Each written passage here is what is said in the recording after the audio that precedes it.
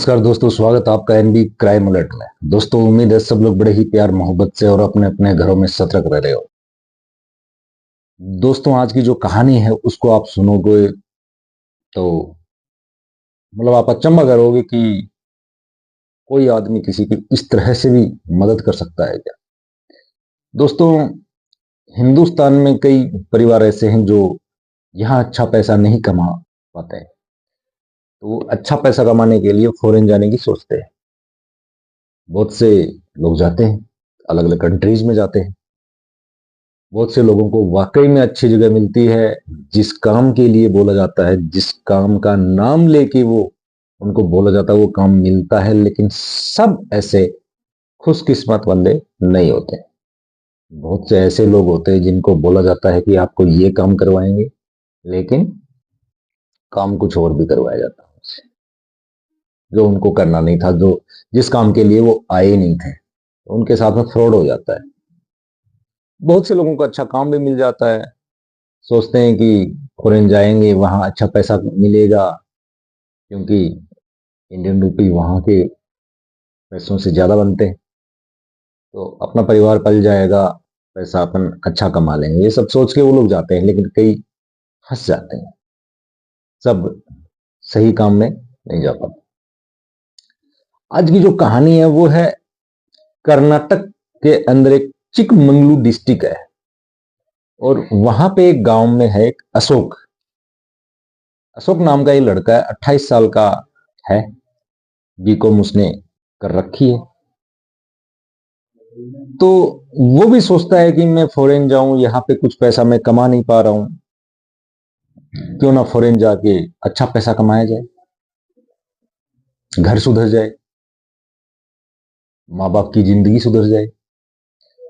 ये सब सोच के फॉरेन सब लोग ये सोच के ही जाते हैं।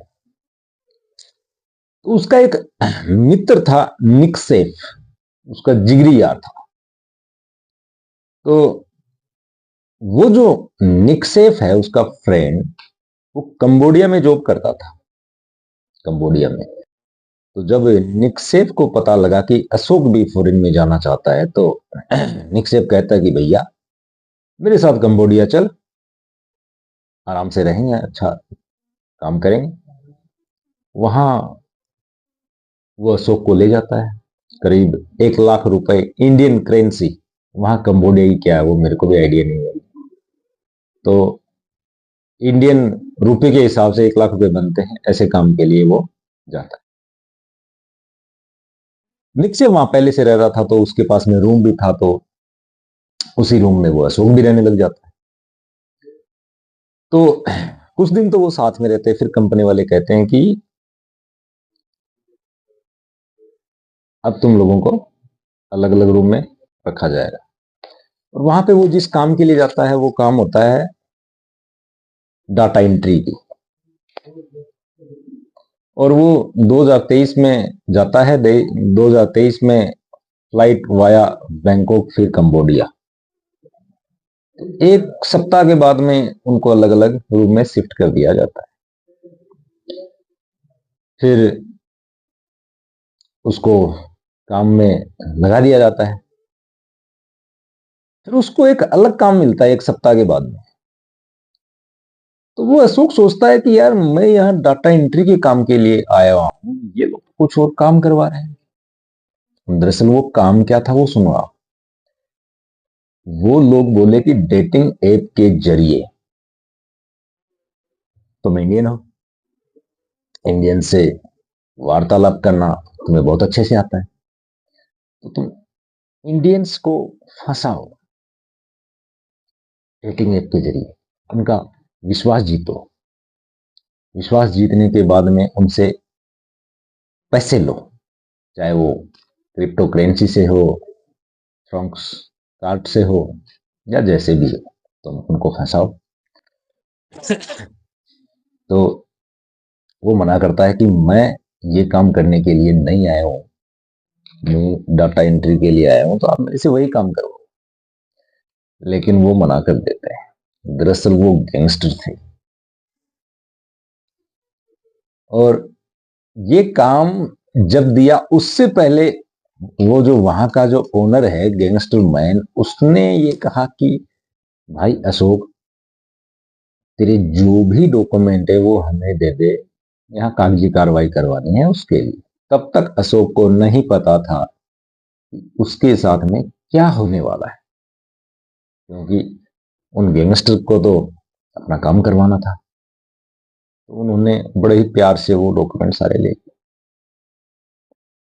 अब उसने मना कर दिया कि मैं तो ये काम नहीं करूं, मैं तो वापस हिंदुस्तान जाऊंगा।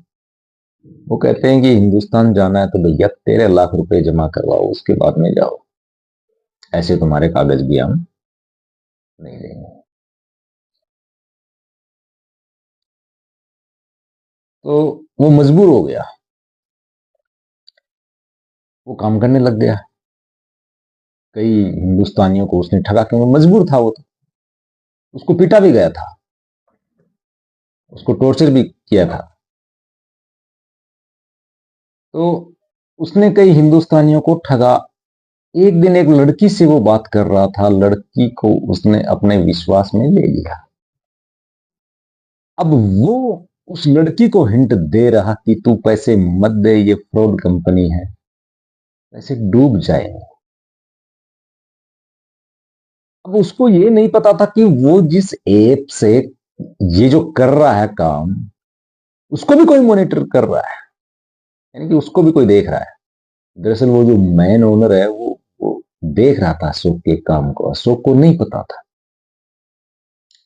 जब उसने देखा कि वो लड़की है, वो पैसा देने के लिए तैयार है, लेकिन ये मना कर रहा है, तो उसको खूब पिटा, उसको रूम में बंद कर दिया, टॉर्चर किया गया, खाना नहीं दिया, उसको बहुत परेशान किया। 6 दिन तक उसको टॉर्चर किया।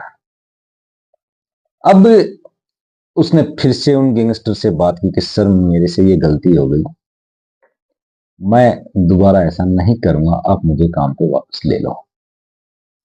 उसे पता था कि यहाँ इस देश में बचाने वाला कौन है। ऐसे तो मैं मर जाऊंगा, ये लोग मेरे को रोज मार रहे हैं, मेरे को खाना नहीं दे रहे हैं, मैं तो मर जाऊंगा। अब आदमी जिंदा तो रहना चाहिए। तो वो वापस उनको बोलता है और वो काम पे लग जाता है। फिर उसे याद आता है कि उसका एक दोस्त है जिगरी, मंजूनाथ, और वो उन गैंगस्टर से ये भी कहता है कि सर, मैं 13 लाख रुपए की व्यवस्था करता हूं, अब मुझे टाइम दीजिए।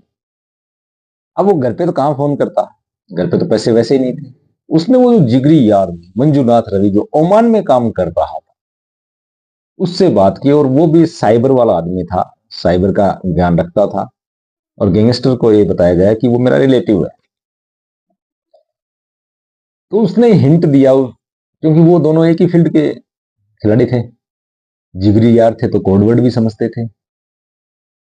तो मंजूनाथ रवि को यह समझ में आ गया कि मेरा जिगरी यार अशोक मुसीबत में है, तो गैंगस्टर के कब्जे में है, अब उसे बचाना है। वो कहता कि अशोक यार, तू टेंशन मत कर, मैं देखता हूं यार। वो जिगरी यार मंजूनाथ रवि हिंदुस्तान आता है, चिकमंगलू गया मंजूनाथ, और वहां पे पुलिस स्टेशन में जाता है। वहां जाके वो सारी कहानी बताता है कि मेरा एक जिगरी यार है अशोक, वो डाटा एंट्री के काम से कंबोडिया गया था। उसका एक एक फ्रेंड और था, निक सेफ, उसके थ्रू वो गया था, और वो वहां फंस चुका है। तो कैसे भी सर उसको बचाओ। अब वो रिपोर्ट तो लिख ली, लेकिन पुलिस वाले कह रहे हैं यार, हम तो कर्नाटक से बाहर ही कुछ नहीं कर सकते, वो तो 5,000 किलोमीटर दूर की बात है, दूसरा देश है, वहां हम क्या करेंगे। पुलिस ने हाथ ऊपर कर लिया। लेकिन वहां पे एक एसआई साहब थे, श्री गुरु सज्जन जी, वो ये बातें सुन रहे थे। उन्होंने उस मैटर में इंटरेस्ट लिया।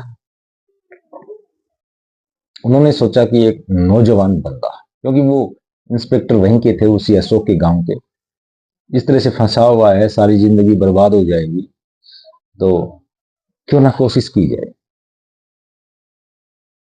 तो वो गुरु सज्जन जी एम्बेसी वालों के पास में जाते हैं, अपने हिंदुस्तान में गया, वहां जाके सब बताते हैं, तो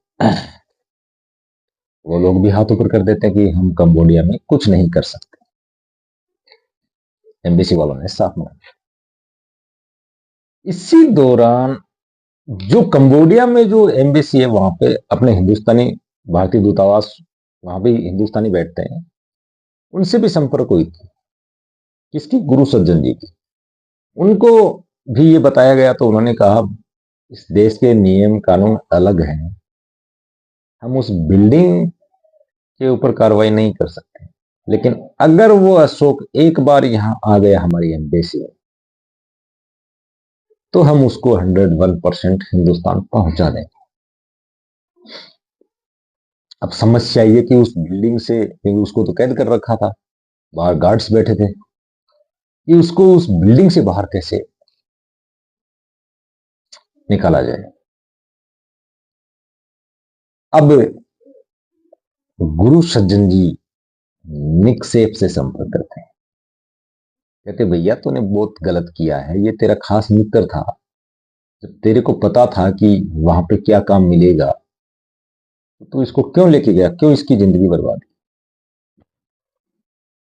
तो वो टालम टाल करता है, पुलिस को भी बताइए कंबोडिया से नहीं आएगा तो अपन क्या कर सकते हैं। लेकिन जो एसआई श्री गुरु सज्जन जी थे, वो इस मैटर में इन्वॉल्व हो चुके थे। उन्होंने सोच लिया कि कैसे भी करके मुझे बचाना है उस अशोक को। वो निक्षेप के घर जाते हैं, उनके माँ बाप से मिलते हैं, और उन्होंने उस निक्षेप को ये भी धमकी दी कि तुम्हारे ऊपर बहुत से चार्जेस लगेंगे, तुम जिंदगी भर सड़ोगे जेल में। लेकिन अब ये भी पता कि वो कंबोडिया से भारत ही नहीं आएगा, तो जिंदगी भर कैसे सड़ेगा वो, नहीं आएगा वो। तो वो उसके माँ बाप के पास में जाते हैं, वहां उनसे बात करते हैं कि आपके बेटे निक सेफ ने इस तरह से किया है। क्या पता उसके माँ बाप को भी पता हो, लेकिन वो निक्षेप कंबोडिया से आने के लिए मना कर दिया। अब दोबारा फोन किया एसआई साहब ने कि भैया यहां जो रिपोर्ट लिखी हुई है उसमें तुम्हारा नाम तो है ही, तुम्हारे माँ बाप का नाम भी है।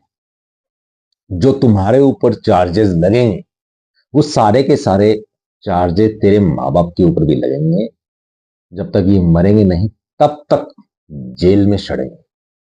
अब माँ बाप का नाम आया तो वो भी डर गया कि सर प्लीज माँ बाप तक मत, आप जो कहेंगे मैं वो कर लूंगा। तो वो एसआई साहब जो थे गुरु सज्जन जी, वो कहते हैं कि हमें अशोक को बाहर निकालना है हिंदुस्तान सही सलामत। तो बोले सर मैं क्या करूं? बोले तेरे को बिल्डिंग से बाहर उसको लेके जाना, लेकिन किस तरह से लेके जाऊं सर मुझे ये नहीं पता। तो बोले एक काम कर, तू वहां के पुलिस स्टेशन में जा और अशोक के खिलाफ तू एक रिपोर्ट लिखवा कि इसने मेरा मोबाइल चोरी किया है। ये बात गैंगस्टर्स को नहीं पता थी। निक्षेप जाता है और वहां पे वो रिपोर्ट लिखवाता है। अब पुलिस वाले उसको अरेस्ट करने के लिए बिल्डिंग में जाते हैं और ये कहते हैं भैया तेरे खिलाफ मामला दर्ज है, तूने मोबाइल चोरी किया है। तो यंगस्टर भी वहां पे आ जाते हैं, वहां का ओनर, और ये कहते हैं कि कहाँ का है तू? तो सर मैं हिंदुस्तानी। बोले हम कैसे यकीन करें कि तू हिंदुस्तान, कोई कागज?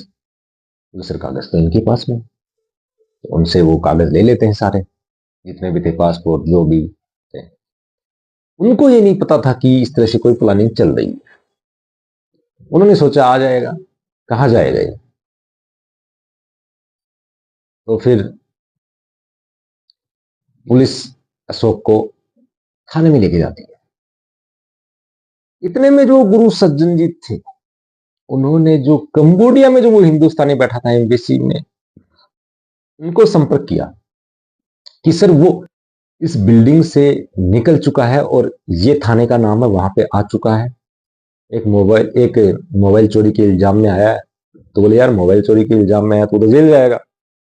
बोले सर जिसने इल्जाम लगाया वो अपना ही आदमी है, वो अपनी रिपोर्ट वापस ले लेगा, तो जेल कैसे जाएगा वो। तो वो जो एम्बेसी में जो हिंदुस्तानी था वो भी अपनी टीम लेके वहां थाने में पहुंच जाता है, और जो वो जिसने इल्जाम लगाया था उसने वो रिपोर्ट वापस ले ली। अब एम्बेसी वाले ने ये कहा कि इस अशोक को हमें सुपुर्द कर दो, हम इसको हिंदुस्तान भेजेंगे। अब पुलिस ने भी सोचा यार कि ठीक है, रिपोर्ट वापस ले ली गई है, गुनाह कुछ है नहीं, हिंदुस्तानी है ये, हिंदुस्तानी एम्बेसी ये है ही, सर ले जाओ, हमें कोई दिक्कत नहीं। अब निक्सेफ ने बताया कि सर गैंगस्टर्स को पता लगेगा तो वो इसको लास्ट तक फंसाने की कोशिश करेंगे कैसे भी करके, ये ना जाए हिंदुस्तान, ये कंबोडिया में रहे, इसके सामान में ड्रग्स डाल देंगे, पॉकेट में डाल देंगे या और कुछ भी। तो जो एम्बेसी वाले थे उन्होंने ये कहा अशोक को कि तू कोई सामान लेके नहीं जाएगा, यहां तक कि तू पैंट शर्ट पहनेगा या जो भी पहनेगा उसमें पॉकेट तक नहीं होनी चाहिए, क्योंकि अगर गड़बड़ कर दिया तो फिर दोबारा ये कभी नहीं जा पाएगा। तो उन अशोक का जो सामान था वो सारा का सामान वो एम्बेसी वाला जो भारतीय होता है वो वहां ऑफिस में रख लेता है और उसको बिठा दिया जाता है, और वो नवंबर 2023 में बैंकॉक होते हुए हिंदुस्तान सकुशल पहुंच जाता है। बाद में जब उसके बैग को चेक किया तो बैग के एक कोने में ड्रग्स का एक छोटा पैकेट मिला। मतलब उन गैंगस्टर्स ने, क्योंकि गैंगस्टर्स को ये पता था कि ये हिंदुस्तान जाके यहाँ इसको पूरा नॉलेज है, यहाँ पे हम लोग क्या काम कर रहे हैं, क्या पासवर्ड है, क्या सब कुछ बता देगा, तो हम बर्बाद हो जाएंगे। तो उन्होंने प्लान तो बना लिया था कि कैसे भी करके इसको यहीं रोका जाए। उन्होंने वो ड्रग्स का पैकेट रख दिया, लेकिन शुक्र रहा कि अशोक सकुशल हिंदुस्तान। अगर ऐसा ही गुरु सज्जन जी कोशिश ना करते तो सॉरी कोशिश ना करते तो शायद वो अशोक जिंदगी में कभी वहां से बाहर नहीं कर पाता और वो लोग उसका इस्तेमाल करते। अब अशोक ने सोच लिया कि मैं ज्यादा कमाऊं या कम कमाऊं, लेकिन मैं हिंदुस्तान में ही कमाऊंगा, अपने माँ बाप के साथ ही रहूंगा, मैं बाहर विदेश नहीं जाऊंगा। और जो निक्सेप था, सुना है कि वो अब भी वही कंबोडिया में काम कर रहा है, लेकिन बहुत से लोगों के साथ में गलत हो जाता है, वो फंस जाते हैं, सबको ही अच्छा काम नहीं मिलता है, कईयों के साथ में वाकई में बड़ा गलत होता है। तो दोस्तों मिलते हैं एक नए वीडियो में, तब तक के लिए जय हिंद जय भारत।